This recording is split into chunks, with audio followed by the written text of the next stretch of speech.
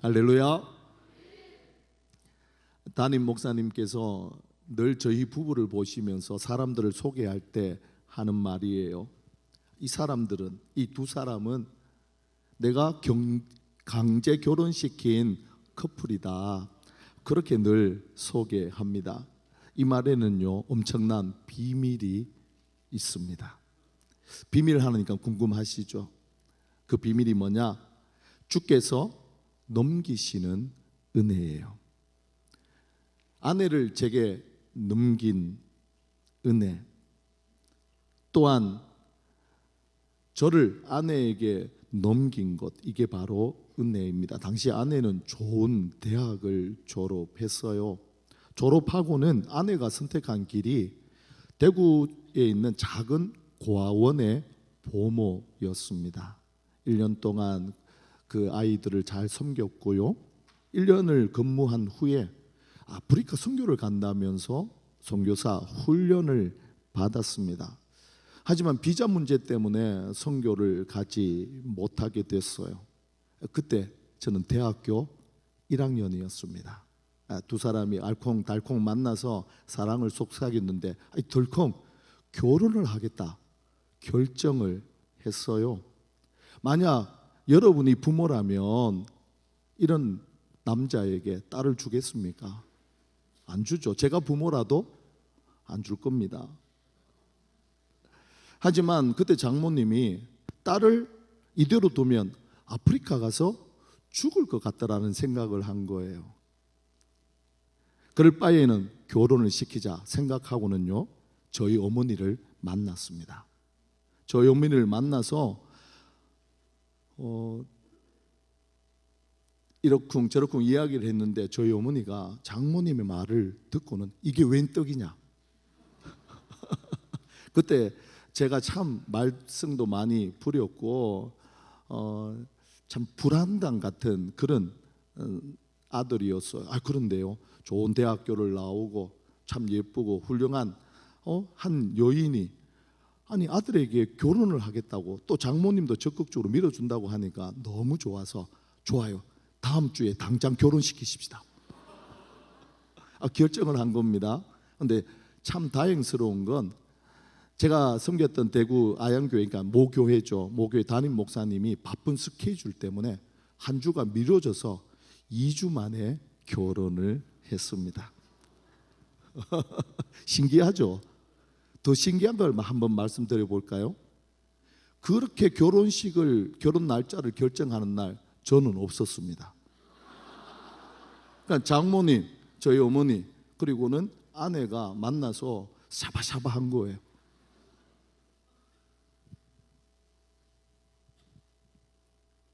하지만 저는 지금도 그때를 생각하면 너무너무 감사합니다.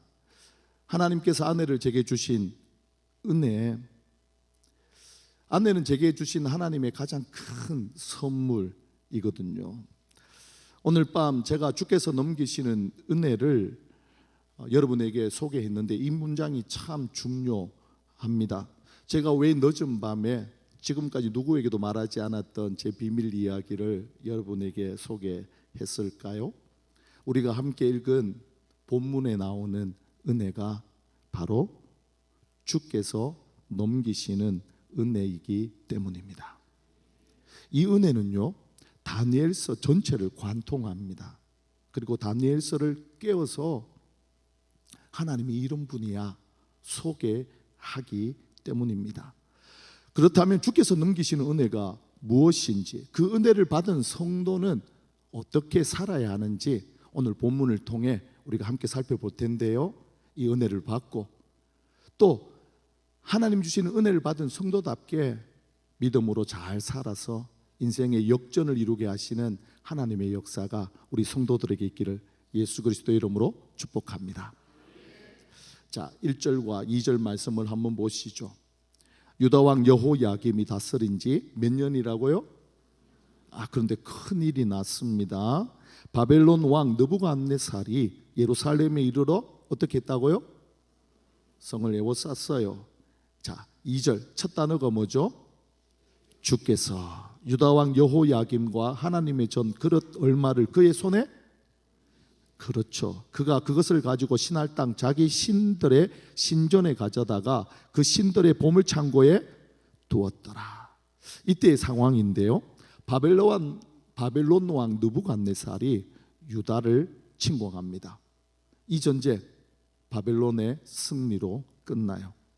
유다 왕 여호야김과 하나님의 성전 그릇 얼마를 전리품으로 챙겨서 자기 고국 바벨론으로 돌아갑니다. 이 겉으로 보면 강대국 바벨론 힘 있잖아요. 작은 나라 유다를 한 손에 넣었어요. 하지만 성경은요 전혀 다른 이야기를 해요. 이 상황을 어떻게 표현하느냐? 주께서 어떻게 하셨다고요? 넘기셨어요. 주께서 넘기셨어요.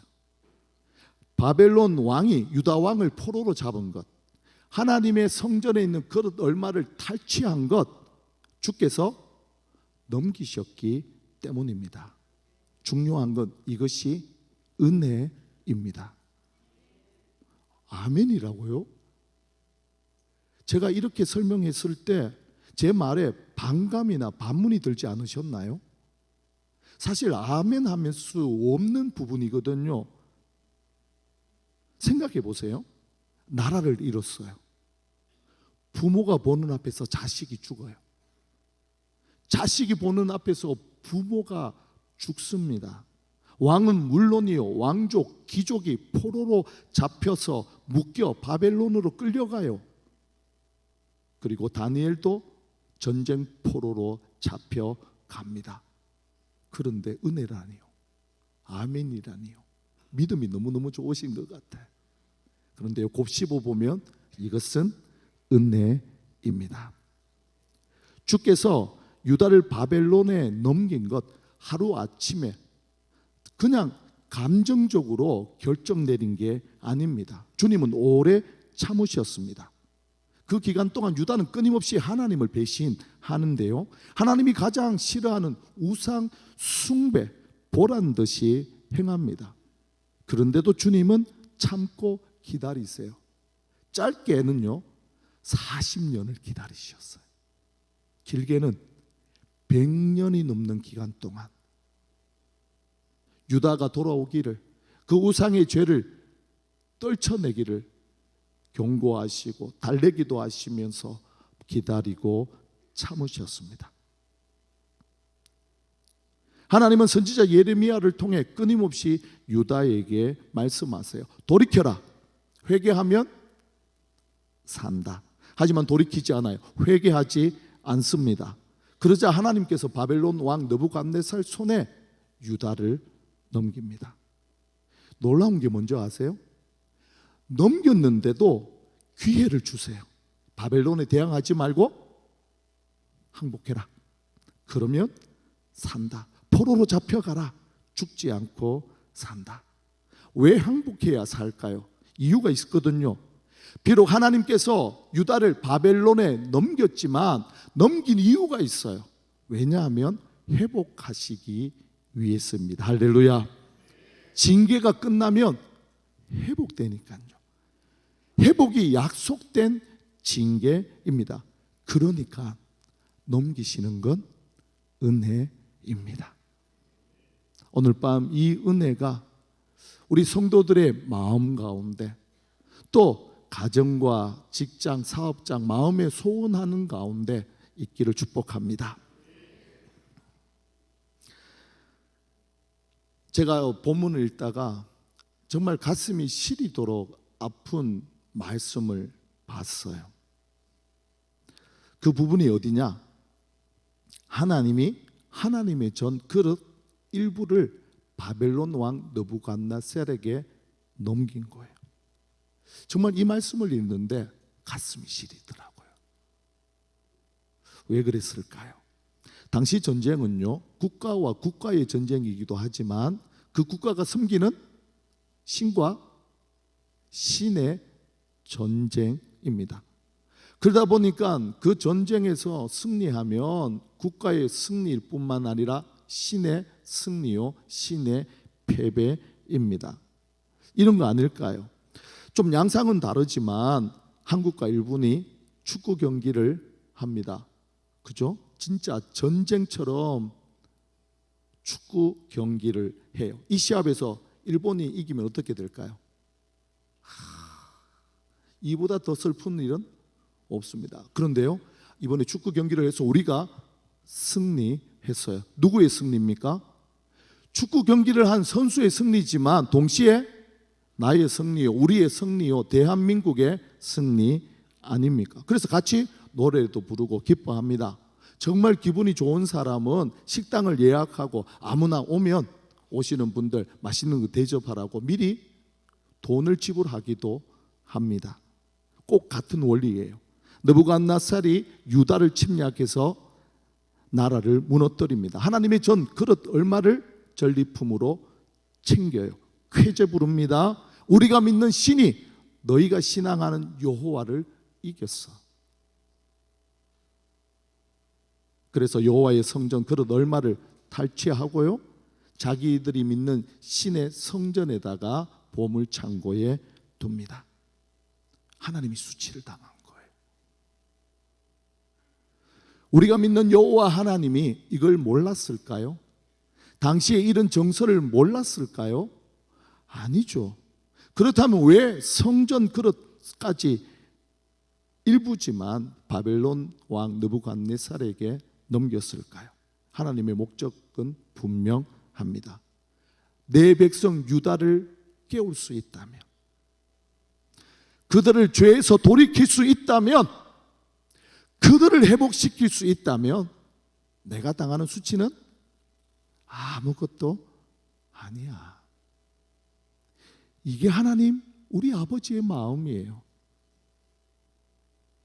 자식을 바라보는 부모의 마음 아닐까요? 언젠가 저희 아이 중에 한 명이 학교에서 잘못을 하고 집에 왔어요. 그때 아이 엄마가 이 아이를 데리고 학교에 갔는데요, 학교 선생님 앞에서 집사람이 무릎을 꿇었어요. 아이는 충격을 받았겠죠. 물론 큰 잘못을 한 것은 아닙니다. 그렇지만 집사람은 이 아이의 잘못된 버릇을 고쳐줘야 되겠다 싶어서 선생님 앞에 무릎을 꿇고 눈물을 흘렸어요. 왜요? 이 아이를 사랑하고 잘못된 것을 깨우치고 다시는 그 일을 못하게 하려고요.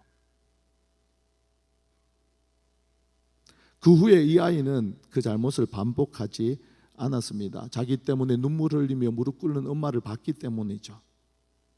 하나님이 고기와 같아요. 자기가 수치를 당하는 건요, 당시 바벨론의 조롱을 당하는 것 개의치 않았어요. 왜요? 그래야 하나님이 사랑하는 자기 백성 유다를 회복시키기 때문입니다. 이 사랑이 어디에 나타났을까요? 바로 십자가의 사랑 아닙니까? 우리 주 예수 그리스도께서 하늘 영광 보좌를 버려두시고 이 땅 위에 오셨어요. 그리고 저주의 상징 십자가에 달리셨어요. 발가벗긴 채 온갖 조롱을 다 당하셨습니다. 무엇 때문입니까? 바로 나와 여러분, 우리 모두를 위한 사랑 때문이지 않습니까? 그러니까요, 하나님께서 넘기시는 건 은혜이며 하나님의 사랑입니다. 자, 하나님께서 이렇게 넘기시는 은혜, 사랑을 베푸시는데요, 그 넘기시는 은혜와 사랑을 받은 사람 어떻게 반응해야 할까요? 다시 본문을 보세요. 두 사람이 하나님이 넘기시는 은혜 앞에 서 있습니다. 여호야김과 다니엘이에요. 이 두 사람 어떻게 반응했을까요? 먼저 여호야김은요, 유다 왕입니다. 그 이름은 하나님이 높이신다라는 뜻이에요. 너무 멋진 이름 아닙니까? 그런데요, 이 이름대로 살지 못해요. 왜냐? 여호야김은요, 하나님이 유다의 왕으로 세운 사람이 아니에요. 애굽이 여호야김을 유다 왕으로 세웠어요. 그러다 보니까 여호야김은 늘 하나님이 아니라 애굽을 의지합니다. 애굽을 기대요. 애굽에게 도움을 청합니다. 하나님께서 이런 여호야김을 보시고 안타까우게 여기셨어요. 그래서 예레미야 선지자를 보냅니다. 애굽을 의지하지 마라. 애굽은 너에게 도움이 아니야. 내가 바로 너의 도움이야. 그리고는요, 바벨론이 공격했을 때도 항복하라. 그것만이 살 길이다. 길을 열어 주세요. 그런데 여호야김이 여호와 하나님의 이 말을 듣고 어떻게 행동합니까? 예레미야 27장에 보니까요, 하나님의 말씀이 기록된 두루마기를 불태웁니다. 하나님이 보란 듯이 폐악을 행합니다. 끝까지 하나님 앞에 무릎을 꿇지 않아요. 우리가 아는 것처럼 느부갓네살 손에 붙잡혀 바벨론에 끌려가고요, 바벨론에서 잔혹하게 살인당합니다. 반면에 다니엘을 보세요. 당시 다니엘은 왕족이었습니다. 나이를 볼 때 학자들은 적게는 13살, 많게는 18살까지 봐요. 아직 어린 나이예요. 전쟁 노예로 바벨론에 끌려와요. 3, 4절에 보니까 다니엘의 모습이 나옵니다. 용모가 아름답고 지혜와 지식에 능한 사람이에요. 한마디로 다니엘은 당시 유다의 최고 엘리트입니다. 바벨론 왕 느부갓네살은요, 이런 인재를 뽑았어요. 그리고 바벨론 동화 정책 3년 프로젝트를 가동합니다. 이름을 바꿔요. 바벨론 최고의 학문을 가르칩니다. 심지어 자신이 먹는 음식을 나눠줘요. 유다의 인재를 철저하게 바벨론 사람으로 만들어 사용한다는 전략이죠. 이 전략에 담긴 의미가 있는데요, 혹시 그 의미가 뭔지 아시겠어요? 그 의미는 이제부터 너희는 유다 사람이 아니고 바벨론 사람이다. 먹는 것, 입는 것, 생각하는 것 모두 내가 주는 것 먹고 배우고 생각해. 내가 바로 너희의 왕이자 주님인 느부갓네살이야. 너희는 나만 바라보고 나만 섬겨. 이런 바벨론 동화 정책에 다니엘이 어떻게 반응합니까? 다니엘서 1장 그 유명한 8절이 여기서 나옵니다. 자, 다니엘 1장 8절을 함께 읽을까요? 다니엘은 뜻을 정하여 왕의 음식과 그가 마시는 포도주로 자기를 더럽히지 아니하리라 하고 자기를 더럽히지 아니하도록 환관장에게. 다니엘이 무엇을 한다고요? 뜻을 정합니다. 좋다. 내 이름 바꿔. 괜찮아. 교육 받는다. 하지만 바벨론 왕이 주는 음식은 먹지 않겠다. 포도주도 마시지 않겠다. 그걸 먹어서 나를 더럽히지 않겠다. 결단해요. 여기 더럽히다라는 말은 오염되다라는 뜻이에요. 한마디로 나는 바벨론 문화에 동화되지도 않고 바벨론 문화에 나를 더럽히지도 않겠다. 그래서 당당하게 환관장에게 구합니다. 저는 여기에서 다니엘의 신앙을 이렇게 이름 지어봤어요. 구하는 신앙. 어떤 신앙이라고요? 구하는 신앙. 맞아요. 제가 여기서 한번 생각을 해봤습니다. 만약 제가 다니엘의 나이에 다니엘처럼 포로로 잡혀갔다. 나는 어떻게 했을까? 이길 수 없는 유혹입니다. 나라가 망했습니다. 내일의 희망 없어요. 전쟁 고아 아닙니까? 어디 하나 기댈 곳 없습니다. 먹는 걸 제대로 먹겠습니까? 자민들 제대로 자겠습니까? 그런데요, 밥이 나와요. 그것도 당시 최고의 음식을 뷔페처럼 차렸습니다. 저 같으면 이렇게 생각했을 것 같아요. 하나님이 나를 이렇게 불쌍히 여겼구나. 나를 사랑하셔서 제대로 된 음식을 주시는구나. 하나님의 은혜다. 먹고 고기 먹고 배 채웠을 것 같아요. 하지만 다니엘은요, 거부합니다. 결단합니다. 왕이 주는 음식과 포도주로 나를 오염시키지 않겠다. 여기서 이런 질문이 들지 않나요? 아니, 음식이 뭐라고 먹을 수도 있지. 너무 율법적이지 않습니까? 많은 경우 다니엘이 왕의 음식과 포도주를 먹지 않는다니까 율법적으로 해석합니다. 유대 율법에 금지된 음식이니까요. 아니면 우상 앞에 놓인 제물이라서 먹지도 않고 마시지도 않겠다 결단한 거다. 근데요, 이건 논리적으로 말이 안 돼요. 그러면 다니엘이 먹은 채소, 물은 우상 앞에 갔다 왔을까요? 아니면 그렇게 가지 않고 그냥 왔을까요? 당연히 우상 앞에 갔다가 왔어요. 만약 그런 이유라면 굶어야죠. 금식하다가 순교해야죠. 이건 타당한 이유가 아닙니다. 왜 거부했느냐? 다니엘은 알았거든요. 이 음식을 먹는 순간 나는 느부갓네살의 진짜 종이 될 수밖에 없다. 그의 말대로 행할 수밖에 없는 꼭두각시 된다. 이 선을 넘는 순간 나는 사라진다. 나는 하나님의 백성이야. 나는 하나님을 배신할 수 없어. 나는 하나님 한 분만을 사랑하고 섬길 거야. 이걸 어떻게 아느냐고요?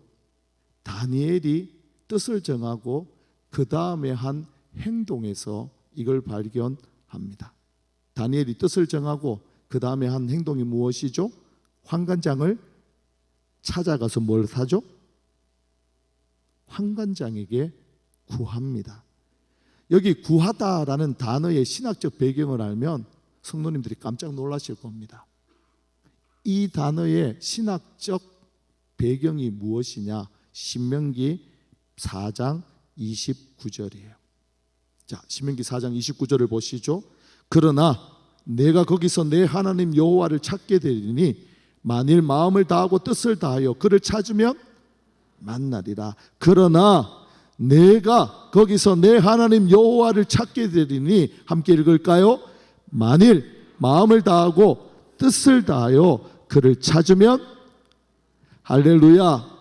여기 구하다라는 단어를 하나님을 찾는다라는 의미예요. 어디에 써요? 거기서. 거기가 어디죠? 이제 곧 들어갈 가나안 땅이에요. 하나님의 영광이 가득한 땅이죠. 하나님의 약속이 이루어지는 곳이에요. 하나님이 이른 비와 늦은 비로 복 주시는 곳이에요. 그곳에서 하나님 여호와를 찾고 찾으면 만난다. 하나님 한 분만을 섬겨라. 하나님 한 분만을 사랑하라. 이것이 바로 구하다라는 신학적 배경입니다. 다니엘은 신명기 말씀대로 거기서 하나님을 찾습니다. 마음을 다하고 뜻을 다하여 하나님 한 분만을 섬기겠다 결단한 거예요. 그러니까 다니엘이 뜻을 정해서 음식을 거부하고 포도주를 거부한 건 단순히 몸의 더러움이 아니에요. 하나님을 향한 사랑, 하나님을 향한 신앙의 정절, 그거 오염시키지 않으려고 거부하고 결단해서 환관장에게 청합니다. 이것이 진짜 구하니의 의미입니다. 자, 하나님이 넘기셨어요. 은혜를 베푸셨습니다. 두 사람 어떻게 반응합니까? 여호야김은 끊임없이 사람을 찾습니다. 사람을 찾아가서 사람에게 도움을 청해요. 반면에 다니엘은 하나님을 찾고 하나님만 바라보며 하나님만 의지합니다. 최악의 상황에서 하늘에 계신 하나님을 구합니다. 오늘 밤 이곳에 오신 성도님들은 두 사람 중 누구입니까?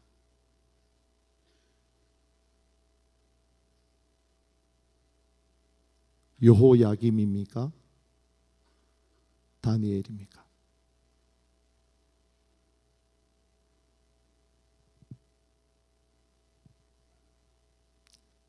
내가 어떤 사람인지 오늘 말씀을 조금 더 깊이 보면서 점검해 보죠. 뜻을 정해서 환관장에 구하자. 주님은요, 이 상황에 적극적으로 개입합니다. 9절 말씀을 보세요. 하나님이 다니엘에게 무엇을 주시죠? 은혜를 주십니다. 자, 은혜를 주시면 그 다음에부터는 문제들이 술술 잘 풀려야죠. 그렇지 않습니까? 그런데요, 10절에 보니까 환관장은요, 다니엘의 요청을 한마디로 거절합니다. 자, 1장 10절 말씀을 보시죠. 환관장이 다니엘에게 이르되 내가 내 주 왕을 두려워하노라. 그가 너희 먹을 것과 너희 마실 것을 지정하셨거늘 너희의 얼굴이 초췌하여 같은 또래의 소년들만 못한 것을 그가 보게 할 것이 무엇이냐. 그렇게 되면 너희 때문에 어떻게 된다고요? 내 머리가 왕 앞에서 위태롭게 되리라. 환관장이 다니엘의 요청을 거절한 이유 보이시죠?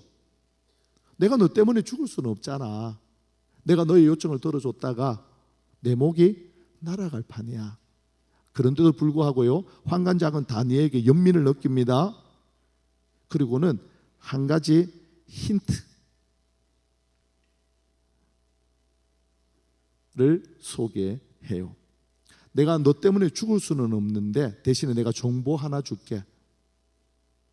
왕이 너희에게 음식을 주고 포도주를 주는 이유는 너희를 살찌우고 얼굴에 윤기를 내기 위함이야.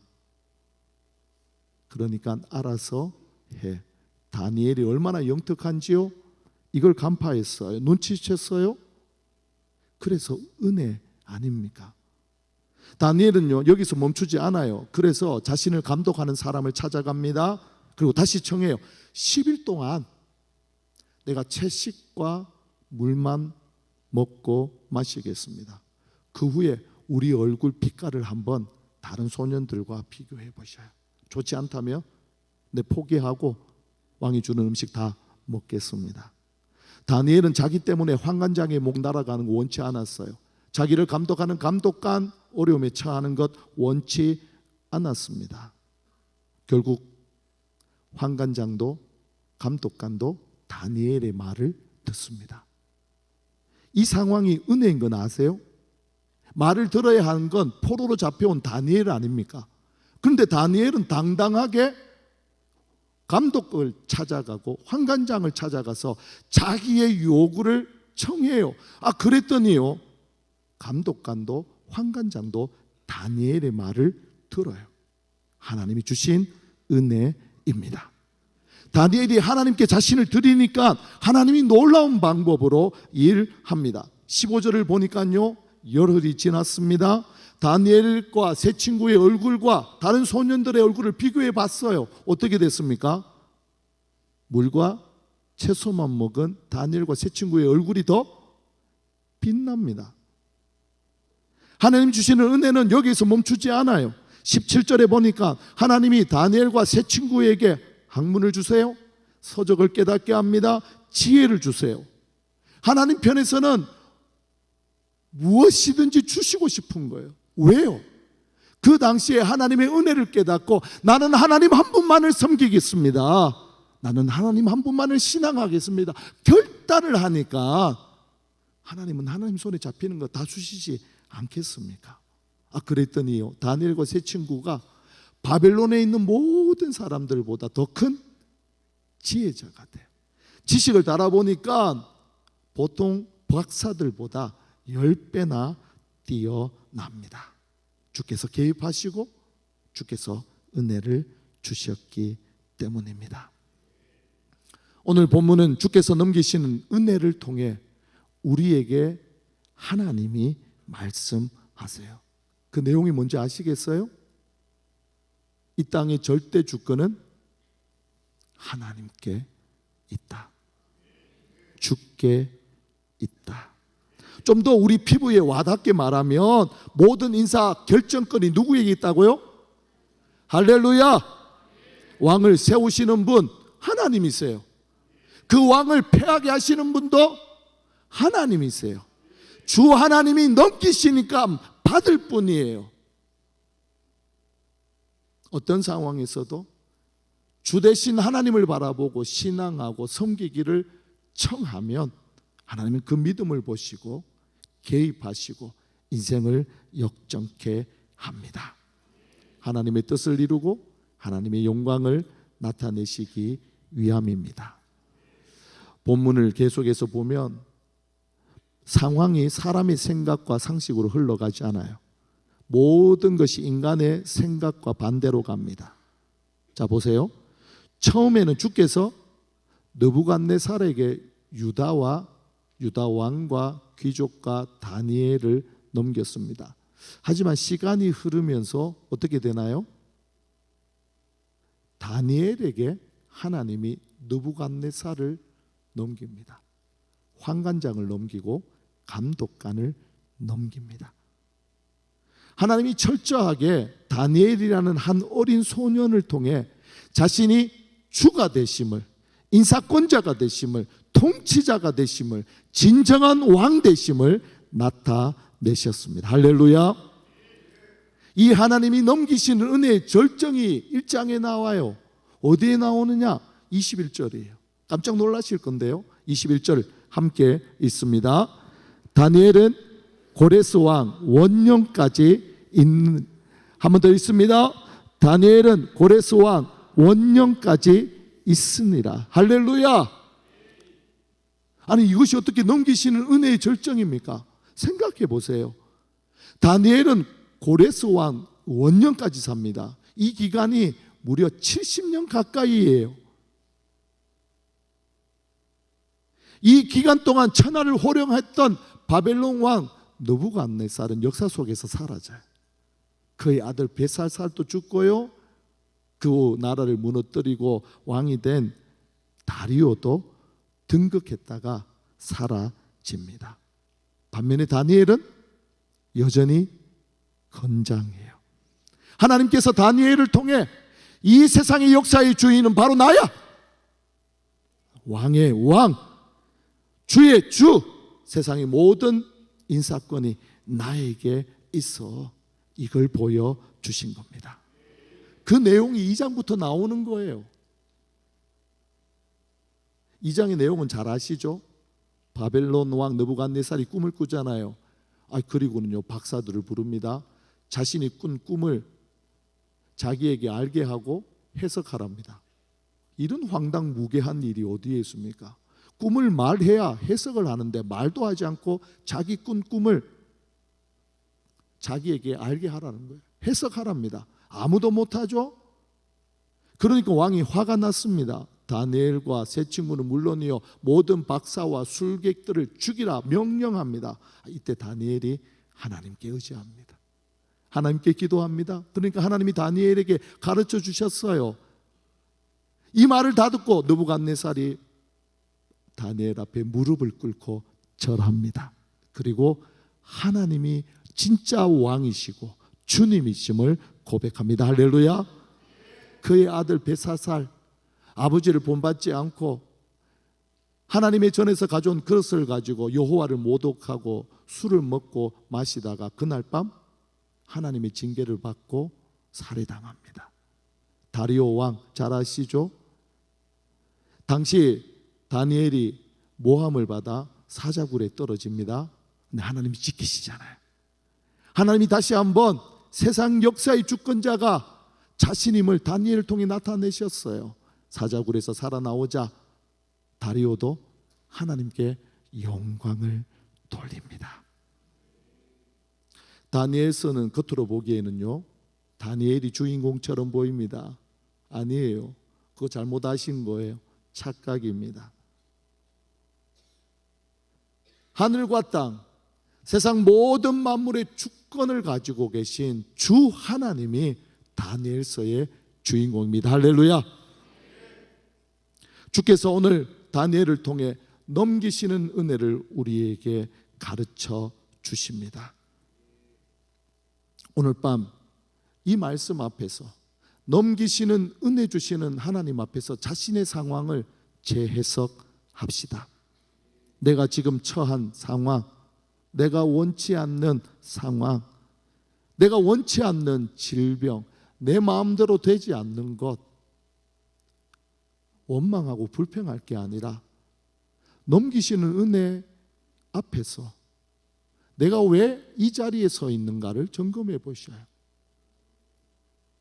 하나님을 의지해야 하는데, 하나님 한 분만을 바라봐야 하는데, 그분만을 신앙해야 하는데 그 믿음 버리고 다른 거 의지하고 있지는 않습니까? 하나님이 넘기시는 거예요. 그 상황에. 왜요? 그거 다 끊어내고 인사권을 가진 주 하나님이 나를 바라봐라, 나에게 돌아오라 기회를 주신 거예요. 죄가 없어요. 하나님 한 분만을 신앙했단 말이에요. 그러면 다니엘이에요. 다니엘. 그럼 어떻게 행동해야 하나요? 내가 이런 상황 속에서도 세상 의지 않겠다, 세상의 문화에 나를 오염시키지 않겠다, 오히려 더 하나님 앞에 나아가 나는 하나님 한 분만을 사랑합니다 결단하고 자신을 드리면 하나님은 내가 처한 모든 상황을 역전시키십니다. 지금의 이 어려움을 오히려 내 손에 넘겨주셔서 하나님이 베푸시는 은혜와 복으로 바꿔주십니다. 오늘 말씀을 통해 각자 적용은 다를 겁니다. 하지만 공통된 건 하나 있습니다. 이 모든 상황에 나를 밀어넣은 것, 넘기신 건 오직 하나님이십니다. 정말 믿으신가요? 정말 이 넘기시는 은혜를 우리 성도님들이 오늘 밤 말씀을 통해 확인하셨습니까? 그러면요, 이제 우리가 살아가야 할 인생은 딱 하나입니다. 하나님 감사합니다. 힘들고 어렵지만 하나님 한 분만 바라보며 살기로 오늘 밤 결단합니다. 나를 통해 하나님이 주권자, 하나님이 인사권자이심을 보여주십시오. 그렇게 결단하고 믿는 순간, 그리고 자신을 드리면 하나님은 오늘도 우리 가운데 주 되심을 나타내십니다. 이 은혜가 우리 성도들에게 있기를 예수 그리스도 이름으로 축복합니다.